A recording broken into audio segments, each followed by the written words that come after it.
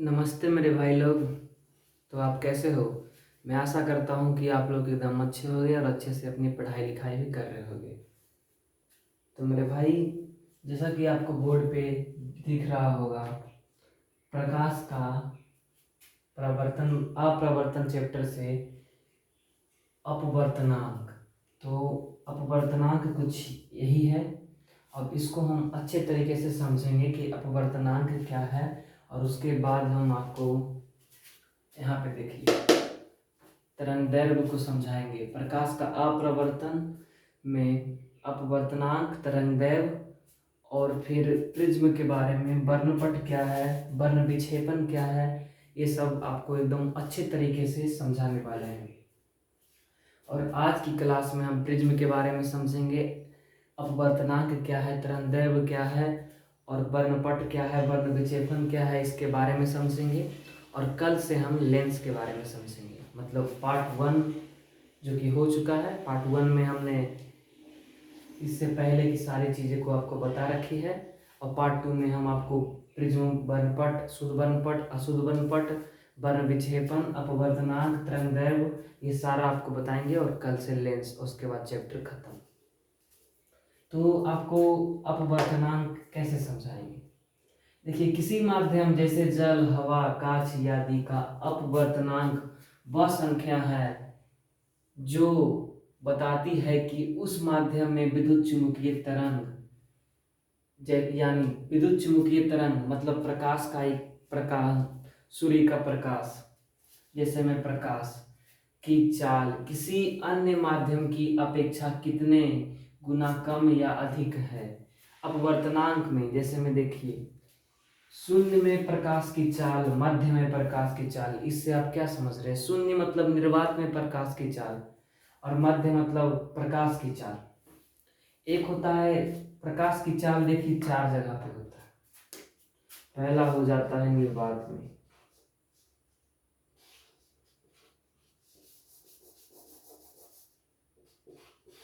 निर्वात, हवा, पानी और कांच।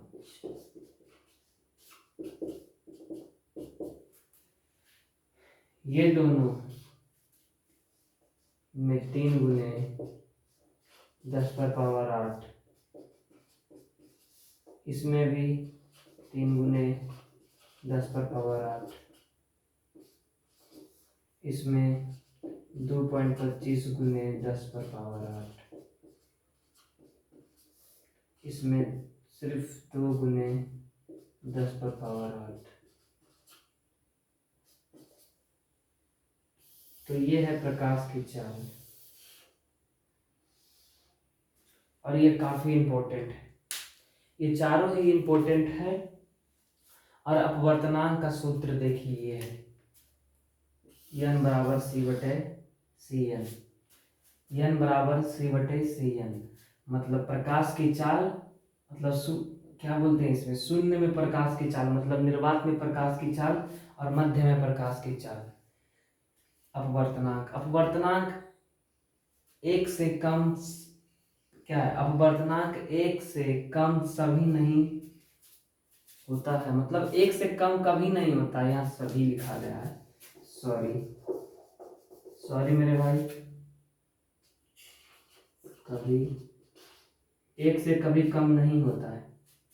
निर्वात का अपवर्तनांक सबसे कम होता है, जैसे में 1 होता है। एक ही निर्वात का जो अपवर्तनांक है 1 होता है। हवा का भी अपवर्तनांक 1 होता है, हवा का अपवर्तनांक भी 1 होता है, निर्वात का भी 1 होता है। पानी का 1.33 होता है, हीरा का 2.42 होता है, हीरा का 2.42 होता है। अपवर्तनांक तारपीन तेल का भी होता है। बहुत अपवर्तनांक जो है, इसे आप याद रखिएगा। हम आप कहें तो हम इसे लिखवा दें, लेकिन अपवर्तनांक ज़्यादा पूछा नहीं जाता है। हवा, पानी, निर्वात और हीरा का, इसे तो पूछा ही जाता है। अपवर्तनांक में बस 1-2 ऑब्जेक्टिव ही आता है, और अगर 2 नंबरिया में आता है तो ये वाला आता है। और ये जो हीरा का अपवर्तनांक है, इसे आप याद ही कर लीजिए। 2.42 ये पूछता ही पूछता है। ये वाला और ये वाला पानी का कभी नहीं पूछा है, तो इसे पे चांस नहीं रखते हैं। ये पानी का है, ये पानी का कभी पूछा नहीं जाता है मेरे भाई। हीरा का और निर्वात का, ये सभी का आप पूरे अच्छे से याद रखिएगा, क्योंकि ये बहुत ही जरूरी है। तो अपवर्तनांक आपको क्या समझ में आया है? देखिए, विद्युत चुम्बकीय तरंग मतलब विद्युत चुम्बकीय तरंग मतलब हो जाता है। देखिए यहाँ पे मिटा देते हैं इसको, मिटाने वाला कहाँ है जी। विद्युत चुम्बकीय तरंग मतलब होता है प्रकाश। प्रकाश एक ऊर्जा है। प्रकाश क्या है? ऊर्जा है। प्रकाश विद्युतीय तरंग भी है और एक प्रकाश ऊर्जा भी है।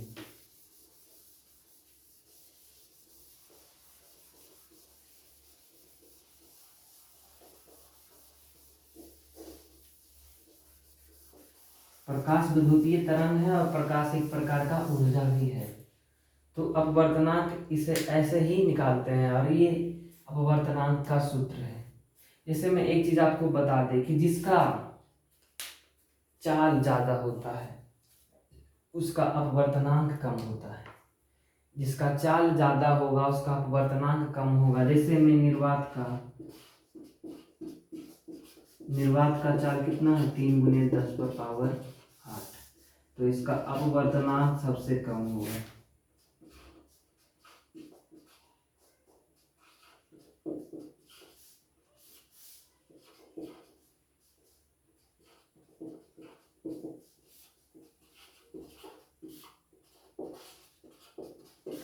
जिसका चाल ज्यादा होगा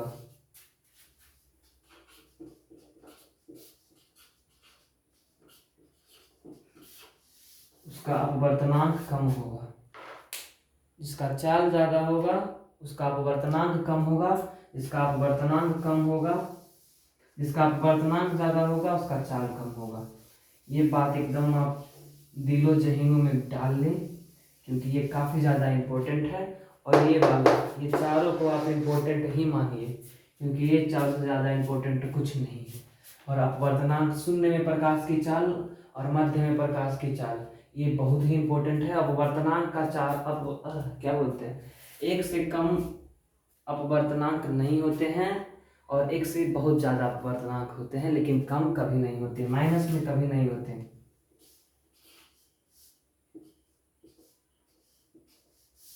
माइनस में कभी नहीं होते, जीरो भी नहीं होते, जब भी होते हैं एक होते हैं। तो ये बात आप एकदम याद रखिए। और तरंगदैर्घ्य आप अगर ये नोट कर लिए होंगे और ये समझ लिए होंगे तो हम आपको ये मिटा देते हैं और तरंगदैर्घ्य के बारे में थोड़ी सी जानकारी दे देते हैं।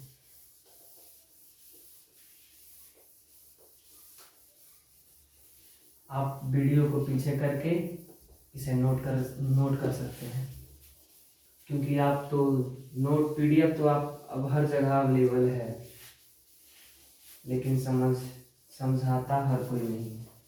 पीडीएफ तो आप चाहोगे फ्लिपकार्ट पे 10th का पीडीएफ मांग लोगे, 100-200 में कहीं एक मिल जाएगा, लेकिन समझाया कम जाएगा। पढ़ाने वाले तो बहुत सारे हैं।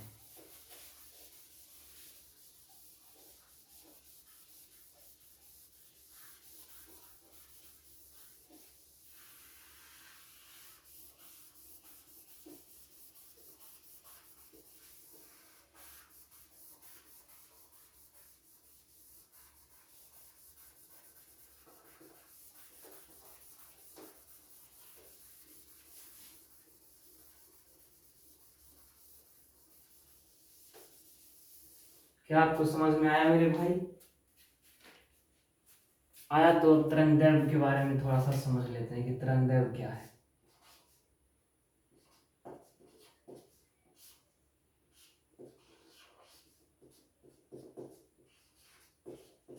तरंगदैर्घ्य में एक बात एकदम नोटिस करना है, सबसे ज्यादा कुछ नोटिस करना है तो लाल का और बैगनी का करना है,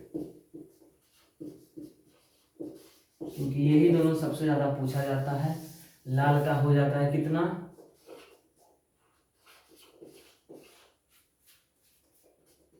1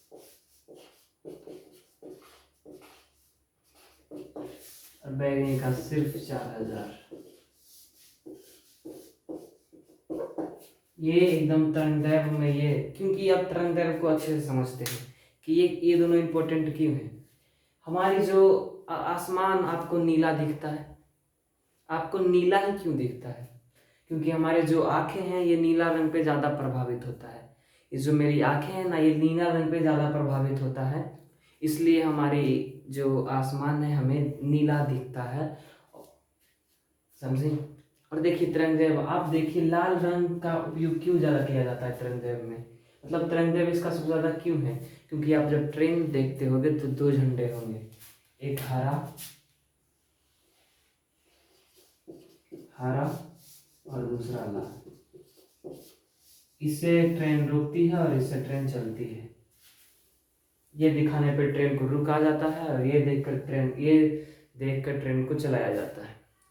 सिर्फ ट्रेन पे ही नहीं, रोड पे भी लागू होता है। जैसे में गाड़ी का जो होता है ट्रैफिक रूल में लगा हुआ होता है, हेडलाइट में ट्रैफिक रोड पे लगा होता है ना,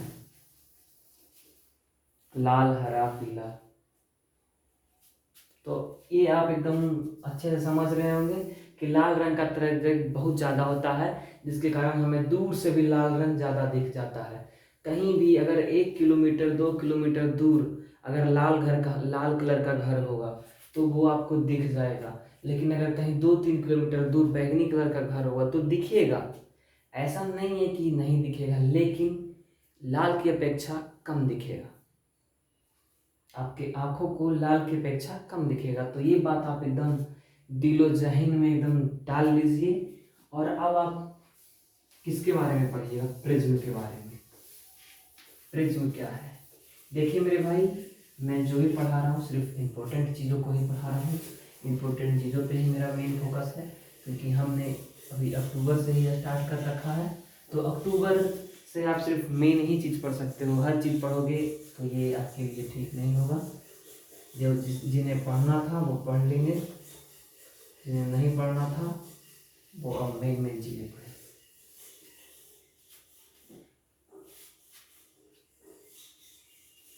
ठीक है,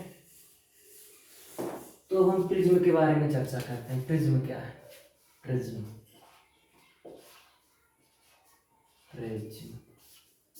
सॉरी,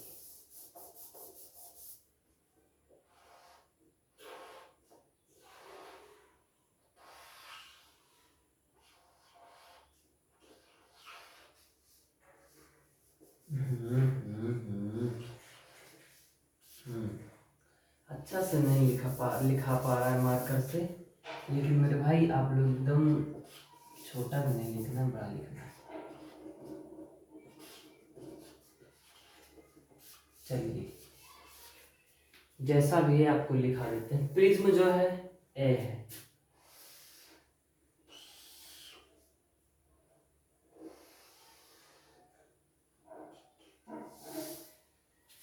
प्रिज्म देखिए 2 पलकों से, मतलब 3 पलकों से प्रिज्म कांच का बना होता है। प्रिज्म क्या है? एक कांच का बना है, ऐसे लिखेंगे। प्रिज्म कांच का बना एक ऐसा पारदर्शी माध्यम है जो 3 पलकों से एवं 3 पलकों से जिसमें 3 पलक हैं, जिसमें 2 पलक जो है वो 2 सतह इसके बराबर होते हैं, बाकी ये 5 सतह से मिलकर बना होता है। 3 पलकों से 5 सतह से मिलकर बना होता है प्रिज्म, जो श्वेत प्रकाश को, एक किरण को वर्ण विक्षेपण करता है और 7 भागों में बांटता है। मतलब प्रकाश की, आप जानते हो ना, सूर्य का कितने गोले होते हैं? 7। प्रकाश से कितने किरण होते हैं? 7। 1 2 3 4 5 6 7।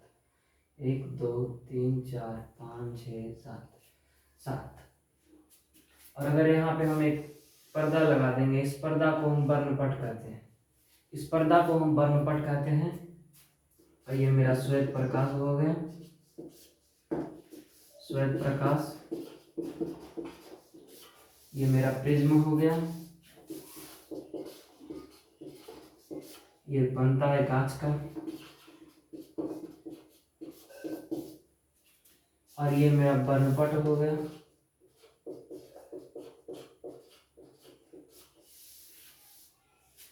ये मेरा वर्णपट हो गया। ये हो गया, प्रकाश की सभी किरणें हो गई। वर्ण विक्षेपण हो गया ये।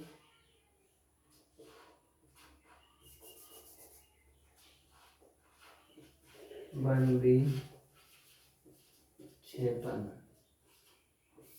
ये वर्ण विक्षेपण हो गया। तो प्रिज्म कुछ इस प्रकार से कार्य करता है प्रिज्म का, जैसा कि आपको इस बुक में दिख रहा होगा। आपको इस बुक में दिखा देते हैं कि प्रिज्म किस प्रकार से काम करता है। देखिए, ये प्रिज्म है, ये कांच का बना है। इसमें देखिए, ये सारा जो है, ये आप बढ़िया से देख लीजिए, ये प्रिज्म है।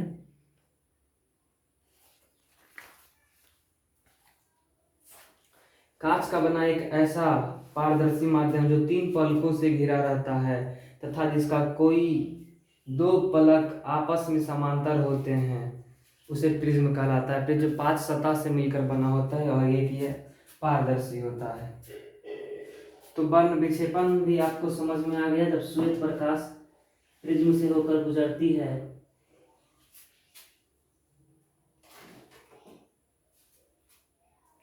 जब श्वेत प्रकाश प्रिज्म से होकर गुजरती है तो वह 7 भागों में बढ़ जाती है। इस प्रक्रिया को हम वर्ण विक्षेपण कहते हैं।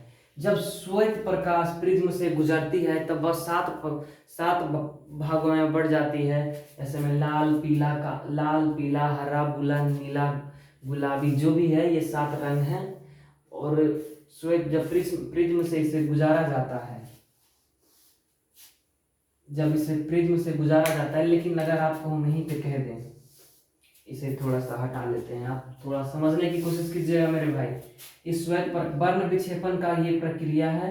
ये जो पर्दा है यहाँ पे, ये पर्दा जो है ये वर्णपट है, क्योंकि ये जो भी क्रिया हो रहा है, मतलब ये 7 रंग इस वर्णपट पे ही आपको दिखेंगे। फिर से एक बार मैं समझाने का कोशिश करूंगा मेरे भाई, आप लोग समझ जाते हैं तो अच्छी बात है।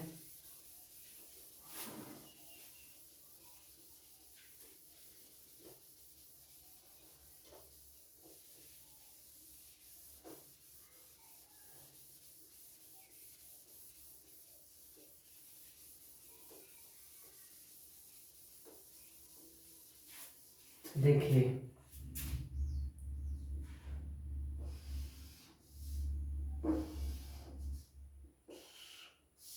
ये अपना प्रिज्म हो गया, ये अपना प्रिज्म हो गया। ये बना है कांच का, ठीक है। और ये जो जा रहा है, ये श्वेत प्रकाश हो गया।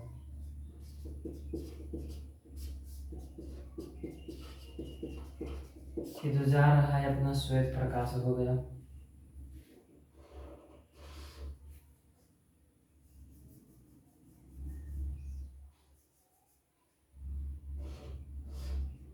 ये जो जा रहा है अपना श्वेत प्रकाश हो गया। यहाँ से एक किरण ऐसे जाएगा, एक किरण ऐसे जाएगा, एक किरण ऐसे जाएगा, एक किरण ऐसे जाएगा, एक किरण ऐसे जाएगा, एक किरण ऐसे जाएगा और एक किरण ऐसे जाएगा। 1 2 3 4 5 6 7, 7 किरण हो गए। अब ये है एक वर्णपट, ये भी कांच का ही बना होता है। ये है एक वर्णपट,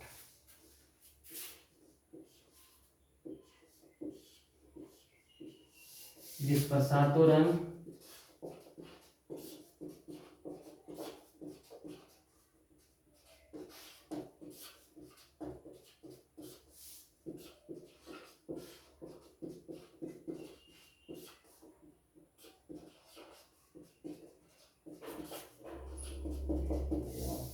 जिस पर 7 रंग दिखाई देता है, ये हो गया वर्णपट।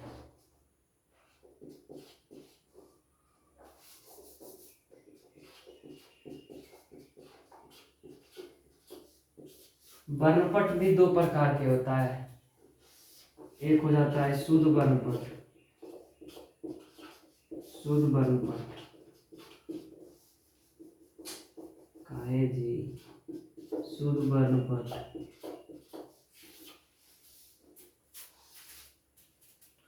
दूसरा होता है अशुद्ध वर्णपट।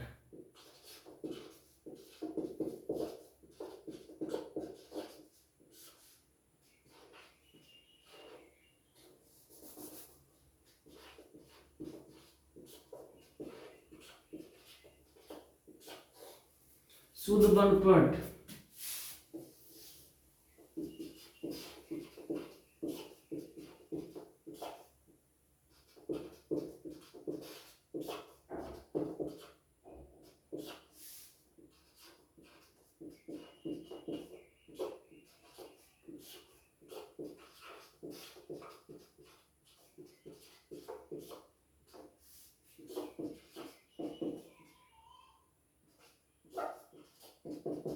शुद्ध वर्णपट पे सातों रंग स्पष्ट दिखाई देता है और अशुद्ध वर्णपट सातों रंग स्पष्ट दिखाई नहीं देता है।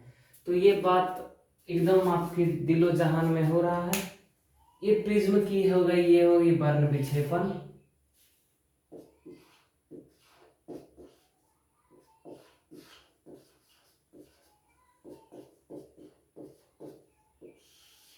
वर्ण विक्षेपण किसे कहते हैं? क्या आप ये समझ रहे हैं?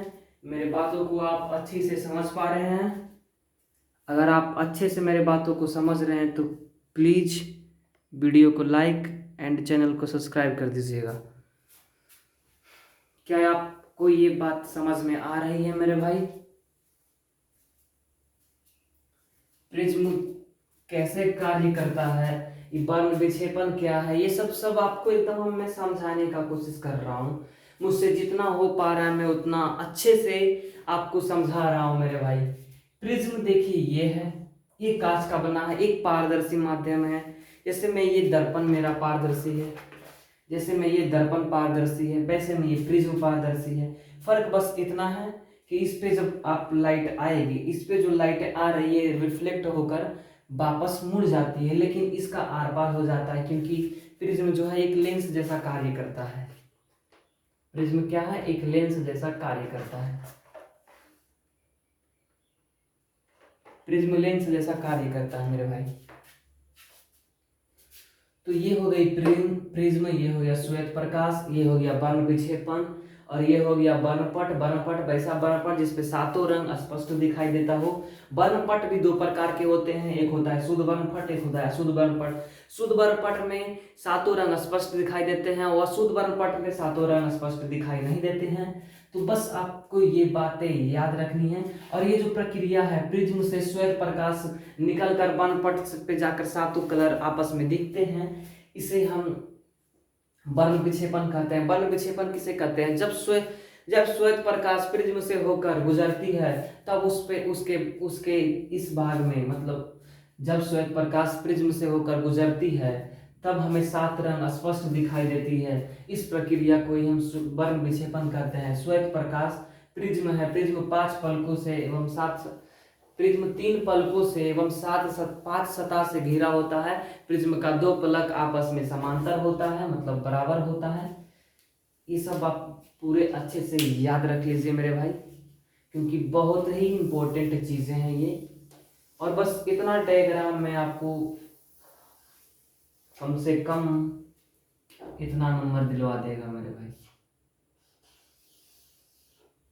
इतना नंबर दिलवा देगा। प्रिज्म को समझना बहुत ही आसान है। ये हो गया मेरा प्रिज्म। अब आपको हम एक चीज और दिखा देते हैं। श्वेत प्रकाश सात रंगों का मिश्रण है, इसे एक प्रयोग में कैसे दिखा? देखिए, इसे मिटा देते हैं।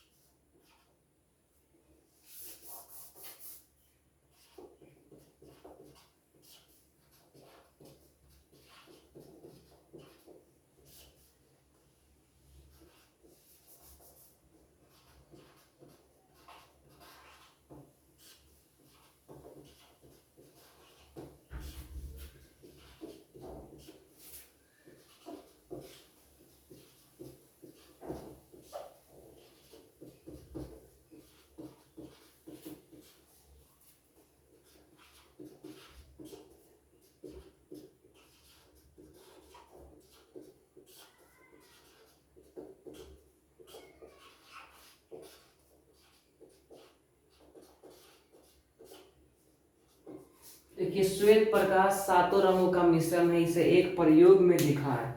तो देखिए जैसा कि हम इससे पहले आपको प्रिज्म के बारे में बता चुके हैं, तो देखिए एक हम ये प्रिज्म ले लेते हैं, दो प्रिज्म की इसमें जरूरत होगी। एक प्रिज्म ऐसा है, ये श्वेत प्रकाश है, श्वेत प्रकाश। मान लीजिए कि श्वेत प्रकाश इससे निकली, ठीक है, श्वेत प्रकाश इससे निकल चुकी है, तो जाहिर सी बात है कि पहले प्रिज्म में श्वेत प्रकाश 7 रंगों में बट जाएगी।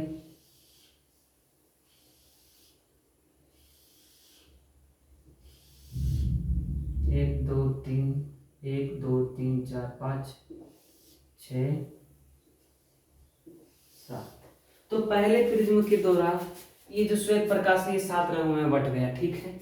लेकिन हम एक प्रिज्म और ले लेते हैं, एक प्रिज्म को सीधा रखेंगे और एक प्रिज्म को उल्टा रखेंगे। तो अब क्या होगा, देखिए जब 7 रंग, जब श्वेत प्रकाश 7 रंगों में बट सकता है, तो क्या 7 रंग मिलकर श्वेत प्रकाश नहीं बन सकते?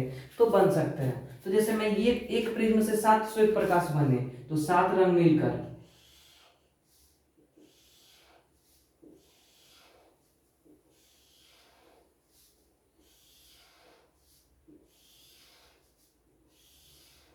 एक श्वेत प्रकाश बन जाएंगे।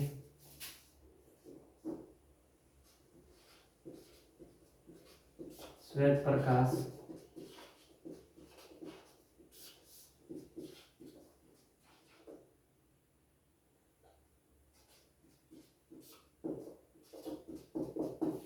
तो देखिए ये प्रयोग में आपस, देखिए मेरे प्यारे भाइयों, मेरे प्यारे साथियों, आप कृपया समझने का कोशिश करें मेरे भाई, क्योंकि अगर आप समझ जाइएगा ना मेरे भाई तो आप लिख लीजिएगा, लेकिन आप सिर्फ लिखिएगा तो आप समझिएगा नहीं। अगर आप समझ जाइएगा तो क्या है, लिखने में क्या है, जैसे देखिए श्वेत प्रकाश 7 रंगों का मिश्रण है, इसे एक प्रयोग में करके दिखाइए, तो क्या लिखना है, इसमें क्या लिखना है, ये प्रयोग को बनाना है कॉपी पे और लिखना है बस ये कि श्वेत प्रकाश जब एक प्रिज्म से होकर गुजरता है तो वह 7 रंगों में विभाजित हो जाता है। लेकिन जब 7 रंग एक दूसरे प्रिज्म से उल्टे प्रिज्म में जब गुजरते हैं तब वो श्वेत प्रकाश बन जाते हैं। बस यही तो है, लिखना क्या है, इसमें कुछ नहीं लिखना है, लेकिन आपको ये पूरा डायग्राम को फॉलो करना है मेरे भाई। तो मैं आशा करता हूँ कि आप लोग एकदम समझ गए होंगे। और मेरे भाई लाइट कट गई है, जिसके कारण ये दिक्कत का सामना करना पड़ेगा आपको, तो माफ करना। लाइट कटने की वजह से अब हम क्लास नहीं लेंगे और इसे कल हम फिर समझा देंगे और लेंस के बारे में चर्चा करेंगे। अवतल लेंस और उत्तल लेंस, ये देखिए ऐसे में मेरी जो हाथ की है ये परछाई आ जाती है ना, जिसके कारण मैं नहीं ले पाता हूँ, तो माफ़ कीजिएगा। अगला वीडियो हम कल ले लेंगे, बना देंगे और यूट्यूब पे अपलोड कर देंगे। तो मेरे भाई जब तक लाइट थी, जब तक मैं मोटिवेट था, लाइट चली गई, मेरा मोटिवेशन ख़त्म हो गया। नमस्कार, प्रणाम, फिर मिलते हैं नेक्स्ट वीडियो में, पार्ट 3 में।